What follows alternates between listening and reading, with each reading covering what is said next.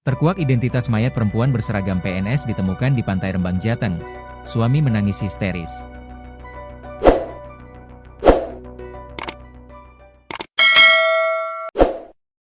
Wanita berseragam pegawai negeri sipil, PNS, ditemukan tewas di area perairan Tasikagung, Kabupaten Rembang, Jawa Tengah pada Senin, 11 Agustus 2025.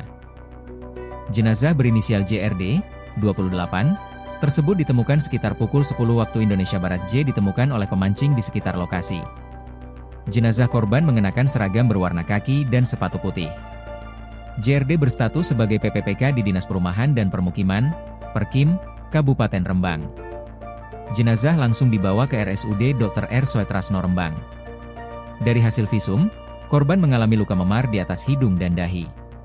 Kemudian patah tulang di 3 titik, yaitu di lengan kiri. Kondisi jenazah diperkirakan meninggal setelah 2 hingga 4 jam sebelum ditemukan. Suami korban yang bernama Torik Dwi Prayuda terlihat lemas saat mendatangi rumah sakit. Pria yang berprofesi sebagai perangkat desa di Kelurahan Tanjung Sari itu terus menangis. Sang suami mengatakan sempat mengantar istrinya berangkat kerja ke Dinas Perkim. Polisi belum memberikan keterangan terkait penyebab meninggalnya JRD. JRD sendiri baru dilantik menjadi PPPK selama 1 bulan. Ia telah menikah dan memiliki 1 anak. Info dari warga selanjutnya tim dari Polres ke TKP, ujar KBO Reskrim Polres Rembang, Ibtu Widodo Eko Prasetyo. Polisi segera mengevakuasi jasad korban ke RSUD Dr. Soetrasno Rembang untuk menjalani pemeriksaan medis. Menurut Ibtu Widodo, proses pemeriksaan masih berlangsung guna memastikan penyebab kematian.